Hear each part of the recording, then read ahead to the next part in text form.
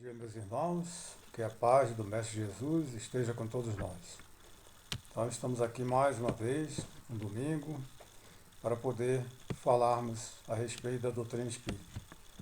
Agradecemos a nossa irmã Ellen, que nos convidou para poder falar, e hoje nos foi dado o tema Deveres dos Pais, que está no livro Leis Morais da Vida, psicografado por Divaldo Pereira Franco, e o espírito é Joana de Ângeles, então a mentora de Divaldo.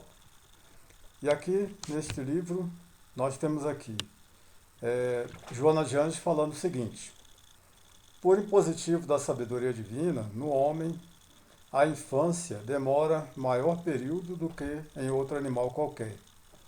Isso é, né, muito lógico da gente observar que nos animais, a maioria deles já nascem praticamente prontos, já nascem no mesmo tamanho, e muitos até do mesmo tamanho que vão ficar como adultos, outros vão se desenvolvendo aos poucos, mas em pouco tempo eles já estão imitando, aí os adultos já estão procurando alimentação sozinhos e realmente estão cuidando das suas vidas. Isso não acontece com o ser humano. O ser humano necessita de período longo de infância, que vai desde do nascimento até os 12 anos, mais ou menos. Então, esse é de acordo com a sabedoria de Deus, sabedoria divina, como diz aqui Joana de Ângeles. E ela continua falando, isto porque, enquanto o espírito assume a pouco e pouco o controle da organização fisiológica, de que serve para o processo evolutivo, mais fácil se afiguram as possibilidades para a fixação da aprendizagem e aquisição dos hábitos, que o nortearão por toda a existência planetária. Então, enquanto o espírito que está reencarnando, ele vai assumir o seu corpo, os órgãos vão se desenvolver, e ele aos poucos vai realmente encarnando. Então ele demora um tempo para poder assumir a sua personalidade. Isso só vai começar a acontecer na adolescência. Então é necessário esse tempo para quê? Para ele poder aprender coisas novas e ser educado na família que ele foi colocado naquele momento. Lá no Livro dos Espíritos, na questão 385, Kardec questionou os espíritos a respeito da infância. Aqui está na segunda parte, capítulo 7, que trata da volta do espírito à vida corporal. E essa parte aqui da infância, que vai da questão 379 até 385. E essa questão 385 é bem interessante, que vai justamente falar sobre essa... a pergunta é a seguinte: que é o que motiva a mudança que se opera no caráter do indivíduo em certa idade, especialmente ao sair da adolescência? É que o espírito se modifica? Ele está perguntando, o espírito vai se modificar?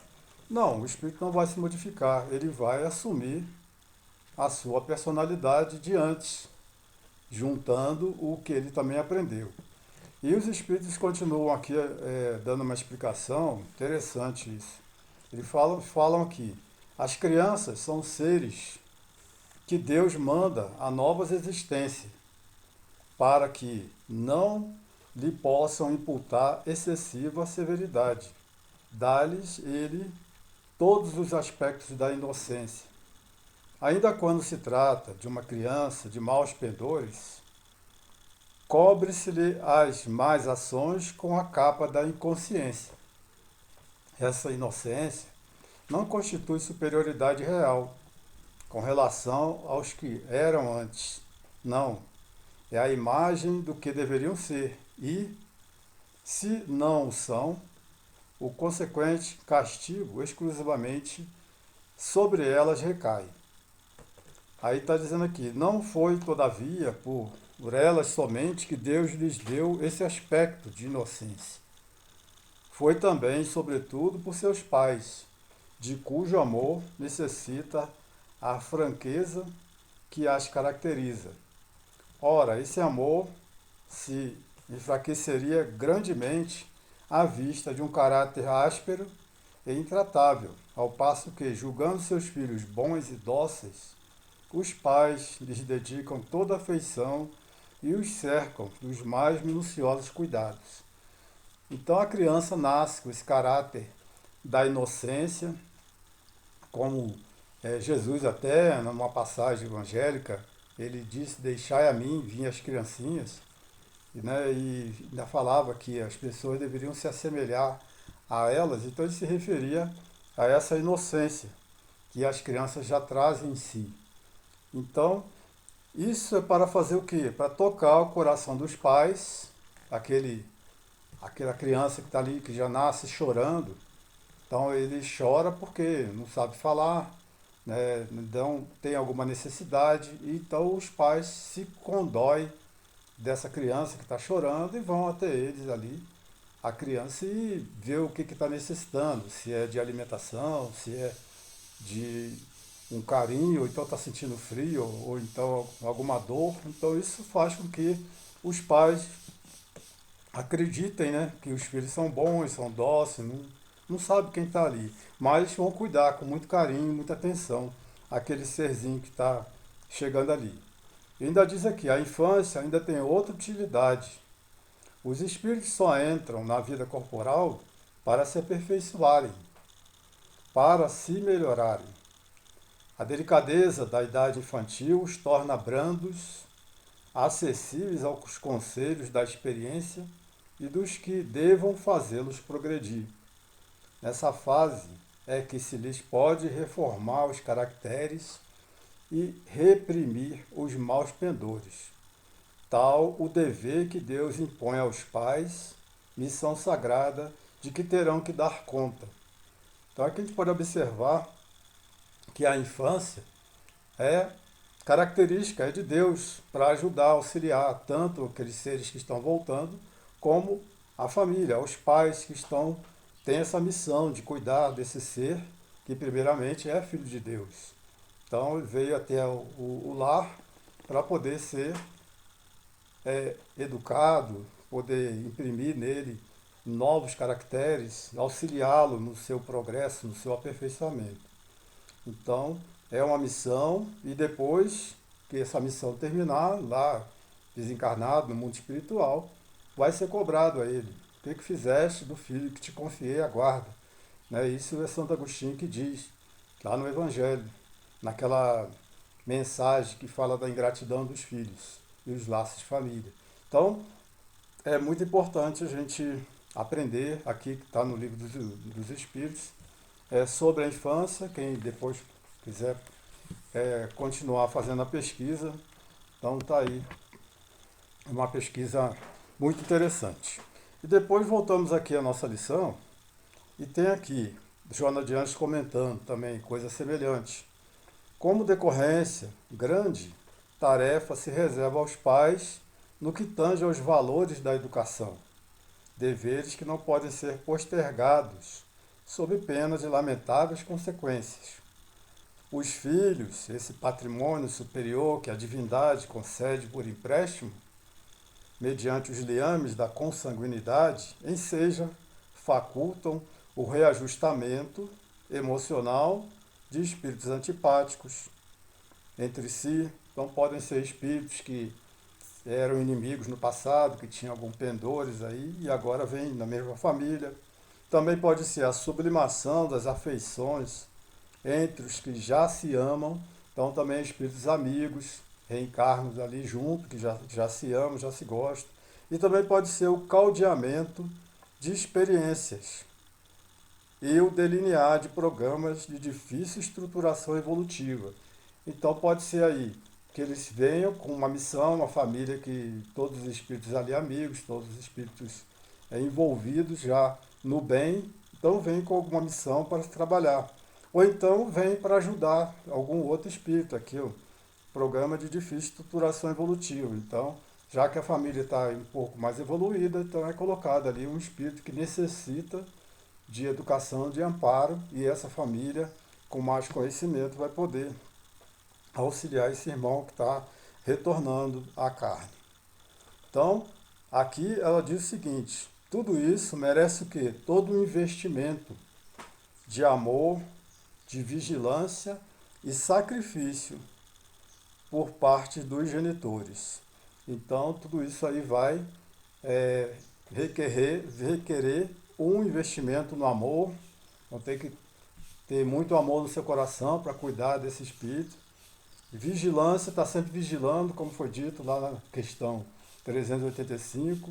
Estar atento aos maus pendores, ou o que ele tem de bom, para poder, o que ele já tem de bom, você auxiliar a desenvolver mais. E aquilo que é mau pendor, a gente começar a retirar e educar para que não se alastre. Se o indivíduo já vem com egoísmo, a gente percebe que a criancinha está ali brincando com seus brinquedinhos. Se chegar outra criança e querer brincar e pegar o brinquedo dele, ele sair agredindo, gritando, não, esse aqui é meu, não vou prestar, não vou dar. Então já é um sinal de egoísmo que se deve começar a combater, sentar, conversar, explicar, né? Então ele vai começando a aprender a dividir, né? Ser fraterno também. Então tem muitas observações, vigilância que tem que se fazer. Sacrifício, de repente, é necessário. Passar uma noite acordado com esses irmãos, né, que estão doentes, ou então alguns vêm com algum problema, com a necessidade especial, e é preciso muito sacrifício dos genitores aí para cuidar desse serzinho que vem já com um débito grande com as leis divinas e necessita de cuidados especiais. Então, os pais devem estar atentos a isso. Depois, Joana continua falando o seguinte: a união conjugal propiciatória da parte edificada em requisitos legais e morais constitui motivo relevante e não deve ser confundida com as experiências do prazer que se podem abandonar em face de qualquer conjuntura que exija reflexão, entendimento e renúncia de algum ou ambos os nubentes. Então as pessoas devem se reunir, né, casar, uma união conjugal, devem se reunir para enfrentar todos os problemas da vida juntos, já que viviam só, cada um, né, vivendo, tocando a sua vida sozinho, e fizeram um contrato de casamento. O casamento civil é um contrato, e o contrato diz o quê? Agora, daqui para frente, nós vamos constituir um lar, e nós vamos ter esse lar com as mesmas responsabilidades, dividir as responsabilidades. Se vier filhos, nós vamos também dividir as responsabilidades com esses filhos, quanto à educação, quanto às necessidades. Então, tem que ser tudo em conjunto e não se reunir apenas para o prazer, né? Para se divertir, para viajar, para prazer até sexual e outras coisas mais. E na hora que surge um problema grave, às vezes vem um filho, né, que necessita de cuidados e tudo, e ali exige mais do casal, aí um ou outro abandona, ou os dois abandonam. Então não é desse jeito, não, não se casa para só curtir a vida, passar férias, não. Casa-se para constituir um lar e continuar vivendo a vida, mas agora não sozinho, unido com outra pessoa. Então, é desse jeito que eles devem entender e enfrentar todos os problemas que virão, vão aparecer e sempre aparecem, né? São contas, são filhos, então é limpeza da casa, é arrumação, é comida, tudo isso é dividido igualmente, tem que ser dividido igualmente. A casa é dos dois, não é só de um, então não pode se jogar o peso em cima de um ou de outro. Se os dois trabalham, depois tem que ter um tempo também para cuidar da educação dos filhos, conversar. Tudo isso é motivo de estarem juntos e não só para a diversão. Vai ter também momentos de diversão que tem que ter, né? Momentos de passear, momentos de se divertir, mas tudo junto. Não é mais agora separado, sozinho. Não, agora é tudo junto. Até na hora das experiências de prazer também. vai ser tudo junto. Então é necessário a gente fazer uma reflexão sobre isso. Depois ela continua falando agora dos deveres dos pais. Os deveres dos pais em relação aos filhos já vêm escritos na consciência.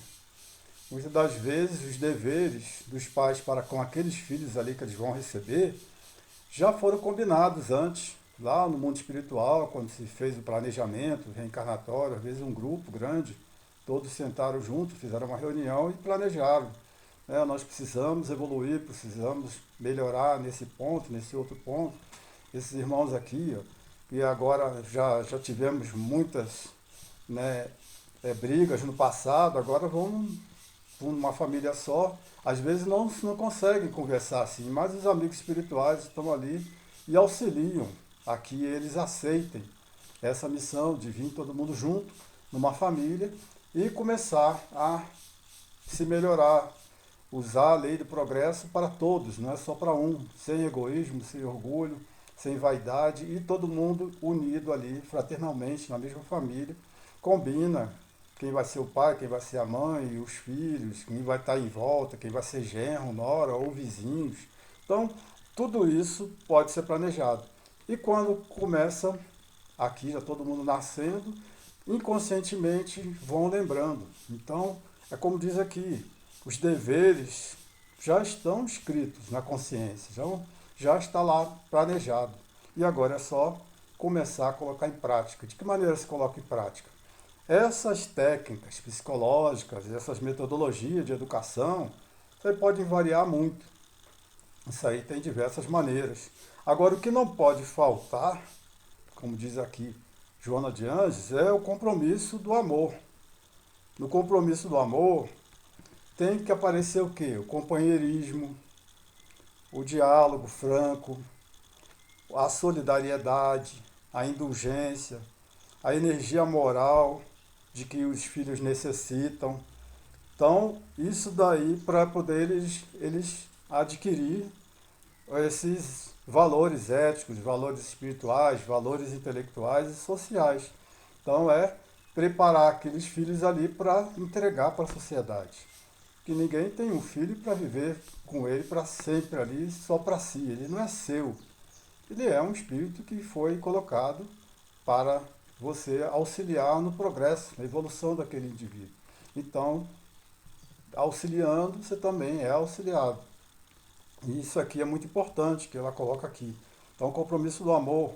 Temos que ser companheiros uns dos outros, pais, filhos, né? Todo mundo ali na minha família junto, colaborando com o outro.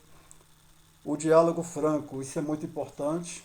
Não evitar mentiras dentro de casa, ou falar de outras pessoas na presença dos filhos, ou evitar mesmo, não falar de ninguém, porque os filhos estão atentos o tempo todo a qualquer movimento que os pais fazem, qualquer palavra, eles vão repetir, são igual ao papagaio, eles repetem tudo, e vão repetir as ações, repetem, na brincadeira ali eles brincam como se fosse o pai, a mãe, então os diálogos vão se repetindo, então tem que estar atento a evitar, né, mentiras, evitar fofocas, evitar, né, falar de A, de B, principalmente de parentes, de avós, de irmãos. Então isso tudo deve ser evitado para ter que, para depois ter um valor moral perante esses filhos, um valor moral que eles possam realmente acreditar.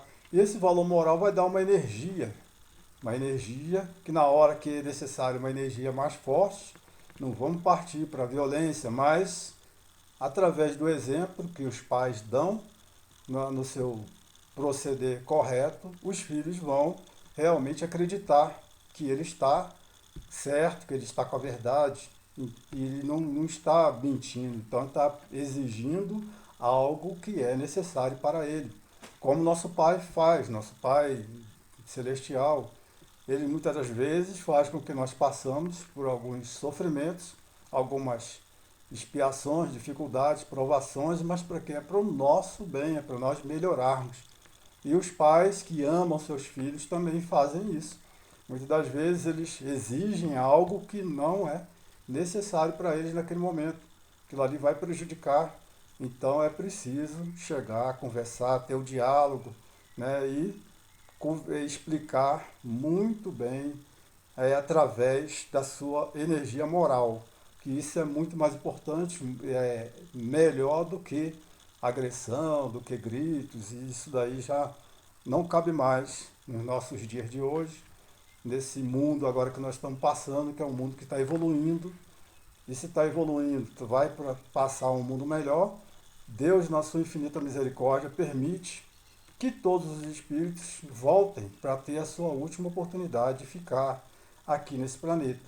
Vai permanecer no planeta quem já tenha uma propensão para o bem, quem já está pensando no bem e já quer fazer o bem.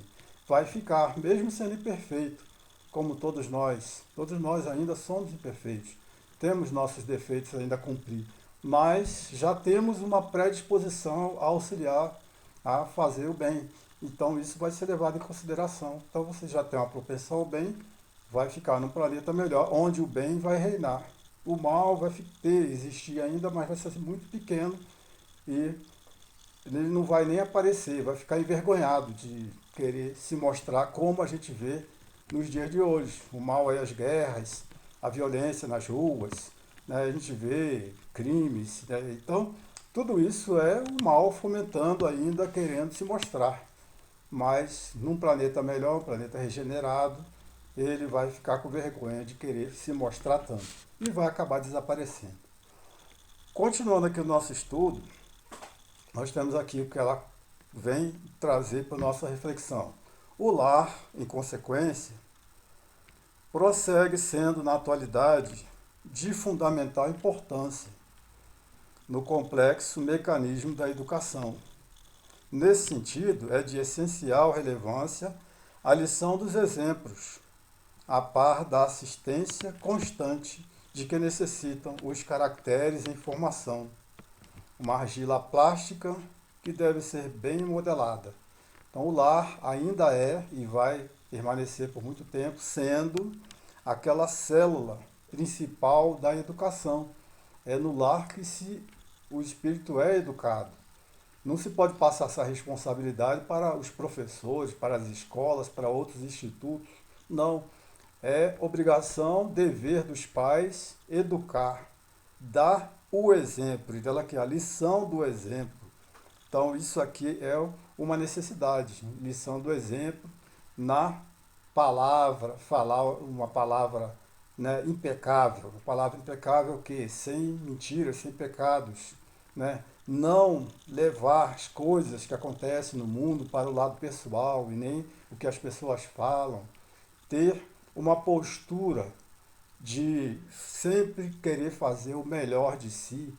E isso é exemplo que os filhos vão observando e vão levando também, imitando, vão fazendo isso também.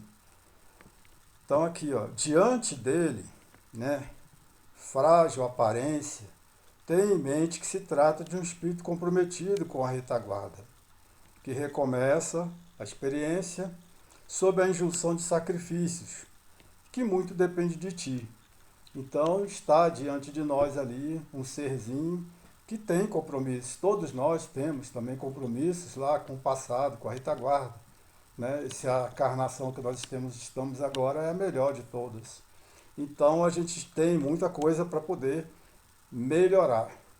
E aproveitando esse parágrafo aqui, onde ela também fala o seguinte: nem excesso de severidade para com eles, nem acúmulo de receios injustificados em relação a ele, e nem exagerada soma de aflição. Aí eu lembrei do livro aqui do Alberto Almeida, que se chama Pais e Filhos, e ele aqui nesse livro ele traz 3 tipos de família, né, de sistemas familiares bem interessantes. Então ele fala aqui das famílias com um padrão rígido e autoritário. Então essas famílias aqui, ó, nessas famílias, a maneira rígida, observa-se a atuação parental predominante de autocracia. Então, alguém que manda, com as regras também dele.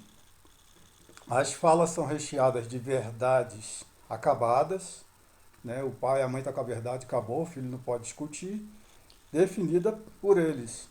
que as apresentam por meio de quê? Monólogos, de sermões, de carões. Então, esse tipo de família, família com padrão rígido, um autocrático, é uma família que não existe diálogo, não existe companheirismo, né? Então é muito difícil conviver nessa família. Você tem que baixar a cabeça, como nós aqui no passado, né? Eu que já estou com uma certa idade, já passei por isso, né? Que não tinha diálogo com os pais. Então era fazer o que a mãe estava mandando e pronto, baixar a cabeça. Senão, nós recebíamos o castigo. Então, esse tipo de família já não cabe mais na nossa sociedade no dia de hoje. Também ele cita aqui um tipo de família, que é a família com padrão permissivo e abdicrata. Tem abdicrata que não tem quem mande, né? Ali ninguém manda. Né? Então diz o seguinte, nessas famílias com costume permissivo, a condução dos pais é abdicrata. Então, eles não se apropriam do poder, eles não têm poder para mandar nem desmandar. Portanto, não exercem autoridade parental junto aos filhos. Os filhos ficam sem pai nem mãe, é um lar sem comando, ou então os filhos mandam nos pais, que passam a ser refém dos seus caprichos. Então os pais passam a ser refém dos caprichos, tudo que os filhos querem, exigem, eles vão ter que correr atrás e dar para eles, porque eles são a autoridade ali. Então, família com padrão permissivo também é uma família que não auxilia ninguém. Ninguém sai ganhando nessa família. E por último, ele cita aqui família com padrão flexível e dialógico. Essa família aqui, ele diz o seguinte, a característica dela. Nas famílias com modo flexível, a condução dos tutores se constitui da autoridade centrada na amorosidade, longe da administração autocrata e abdicrata. Então, nem aquele que manda sempre, ou então aquele que abre mão de mandar. Ela se alinha com uma gestão democrática, não obstante respeitando a hierarquia funcional familiar. E por isso mesmo os pais se apropriam da autoridade que lhes compete para gerir o lar com sabedoria e amor. O tom é de diálogo, ou seja, todos têm direito a conversar, colocar o seu ponto de vista. E também de profunda forma habitual de comunicação. Todos se comunicam ali, né? Conversam, tiram suas dúvidas, não levam para levar suas dúvidas para a rua, que acontece muito também nessas outras famílias aqui. Já que ele não consegue conversar com o pai, então ele vai querer conversar com alguém, muitas das vezes é o professor, muitas das vezes é lá o orientador da escola, ou um coleguinha mesmo vai perguntar se entende disso, daquilo, e fica uma pessoa meio perdida. Agora, nessa família onde o pai consegue sentar com o filho e explicar o que ele vai encontrar na sociedade, na vida, então, e explicar os problemas que ele já passou, então a mãe também com os filhos, então consegue explicar, conversar, e quando está vendo até uma notícia, ou escutando uma música, ou escutando uma conversa diferenciada, saber colocar os filhos também ali a par do que está se passando. Né? Quando vê, por exemplo, uma notícia lá de guerra, alguém jogou uma bomba e matou um bocado de gente, eles ficam, o que foi isso? Como é que acontece isso? Então tem que saber explicar, estudar a história, por que aquilo aconteceu e está acontecendo ainda. Então é necessário que haja esse tipo de família, flexível, dialógico. Né? Então, outra coisa muito importante é falar de Deus sem cessar, que ilumina a consciência do indivíduo, faz com que essa flama de fé que vai brilhar nele, né, seja um farol para todas as concessões divinas. Então, aqui também, tirando aqui do livro um desafio chamado Família, onde o nosso irmão Joemar,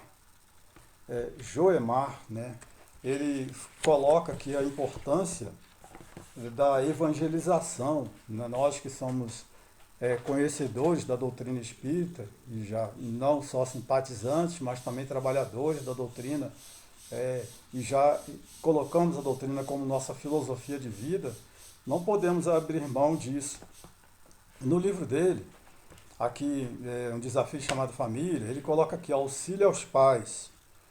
Para os pais, a evangelização de seus filhos será um instrumento poderoso de auxílio em sua tarefa de orientar as mentes infantis para o desenvolvimento moral sadio. Através do ensino espírita, os jovens vão aprendendo a importância da prática do bem, do perdão, da obediência, do amor ao próximo, da fraternidade, da reencarnação, propiciando aos pais melhor campo de trabalho em seus corações, para que eles sejam mais disciplinados, obedientes, estudiosos, trabalhadores, criando no lar um clima mais saudável entre pais, filhos e irmãos. Ao conhecer as lições de Jesus, seus ensinos, seus exemplos, nossos filhos aprenderão, somando com o nosso trabalho educativo no lar, a abraçar a verdade e a luz. Então aqui é muito importante isso. Também ele aqui no mesmo capítulo desse livro, ele coloca aqui o seguinte: a paz, né, ele explica aqui agora sobre a responsabilidade dos pais em conduzir seus filhos à evangelização. Ele diz o seguinte, que há pais que não levam os filhos à casa espírita, sob a desculpa de que elas é que deverão decidir quando crescerão, quando crescerem, né, qual ambiente religioso que vai frequentar. Isso reflete a atitude de pais espíritas equivocados e ignorantes quanto à necessidade de aproveitar a fase infantil para a sementeira de valores cristãos. Os filhos poderão exercer seu direito de escolha à medida que o tempo passe e eles cresçam e amadureçam. Inicialmente, compete aos pais fiéis depositários de seus filhos na terra escolher o melhor, decidindo por eles até que tenham condições de fazê-los. E aqui Emmanuel também comenta da seguinte maneira: os pais espiritistas ou espíritas devem compreender que qualquer indiferença nesse particular para conduzir a criança aos prejuízos religiosos de outrem, ao apego do convencionalismo e à ausência do amor à verdade. Então é necessário levar a criança desde estar no ventre ainda para começar a evangelização. E isso é importante porque também quando ele ficar jovem, também frequentar a juventude. Então por que isso é necessário?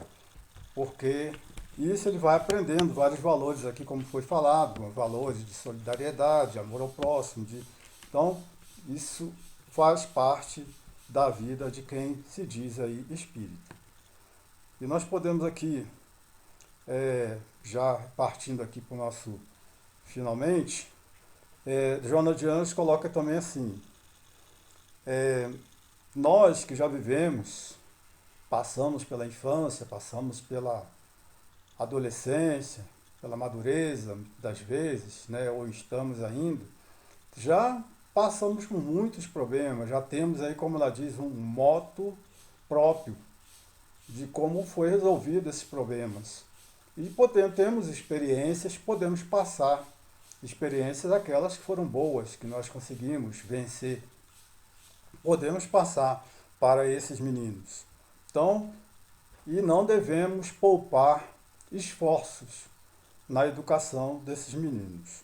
Porque, como já foi dito, né, eles, desde antes do berço, o compromisso já foi firmado de levar esses filhos aí a aperfeiçoamento, a evolução.